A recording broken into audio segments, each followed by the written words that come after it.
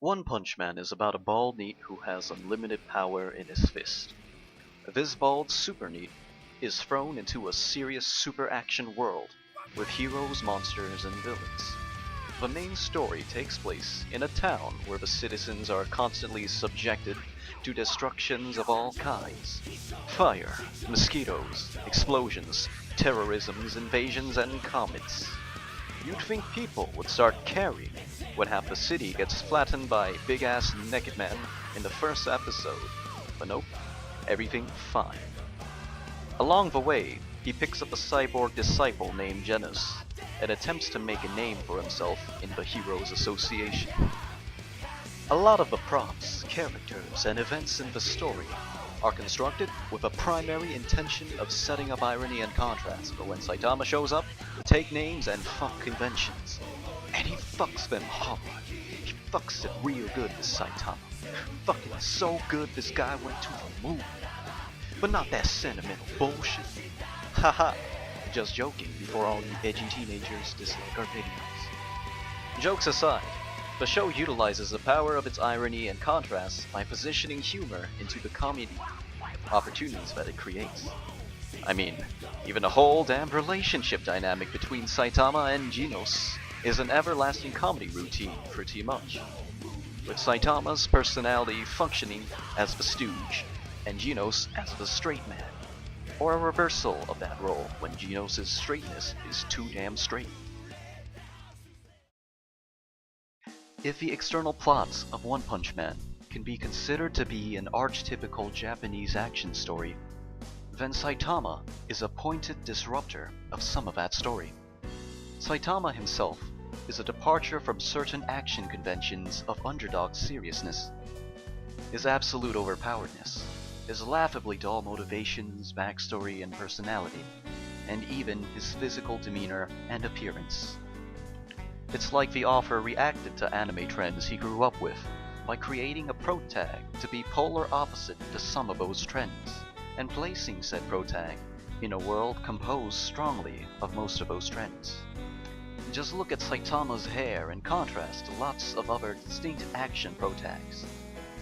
Monster of the Week formulae, very long and excessive dialogues of backstory exposition, and super fancy special move names are among the trends presented as well. One Punch Man is very self-aware in its composition, having Saitama react angrily when Genos' backstory exposition goes on for too long, and dismissing lots of the backstory build-up dialogues and move name emphases. Humor-wise, One Punch Man is mildly dry for half of the jokes. There is an overemphasis within simple gags that really don't warrant an overemphasis. It feels clunky during these moments, and doesn't really sit well within my humor stomach. Desu 2 shall now take the mic for his points. A little personal aside, I went into this series expecting action and comedy. Even now, I don't think I can be blamed. I mean, you see the premise of the protagonist being so overpowered that he defeats most enemies with a single punch, and all you can think of are the comedic possibilities of the idea. It seems like a clever twist on the shonen formula, which usually depicts the slow accumulation of power on the side of the hero. So, I chugged through the 12 episodes with twinkling eyes waiting to be impressed on both fronts. Having finished the show, I can safely say that as expected, I was impressed by two aspects of the show, but neither of them was its humor. One Punch Man just isn't that funny because its big joke, that Saitama is overpowered as all hell, is its only joke. Every episode, the show deliberately sets up a contrast. One side has its swaggering villains, the desperate heroes, and Genos' body getting mangled and torn apart for the viewing pleasure of the three cyborg torture enthusiasts in the audience. The other side is always Saitama and his goddamn one punch, every single time. You could even say that it's the one punch line.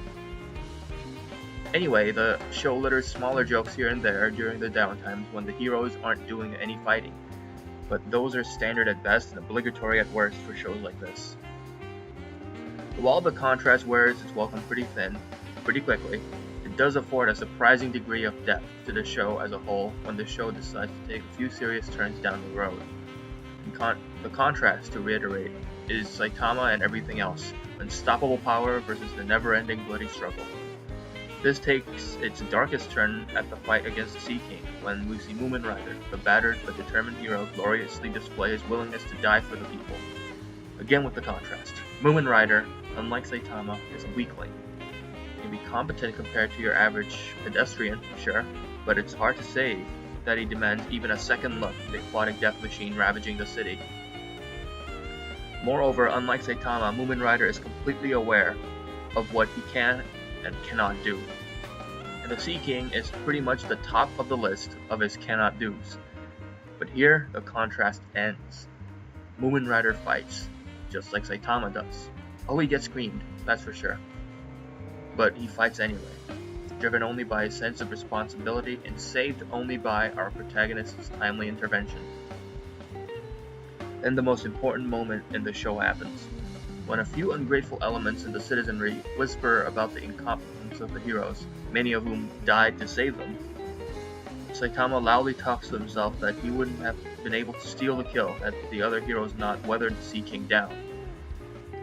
This moment is when the show completes its thematic argument and firmly takes a side on the question of heroism. Moomin Rider's bold actions cast doubt on the equation. Heroism equals power. Saitama, our bald embodiment of power, confirms these doubts by rejecting the honor that comes with heroism and by extension affirming the heroism of the less powerful. The core of heroism, it seems, lies in the will to serve. The contrast that fueled the entire show, like 1,000 identical jokes inspired, is just a farce. And the final scene at the ramen stand, in which the weak and the strong alike call it a day, confirms it. Any man can be a hero, one punch or no.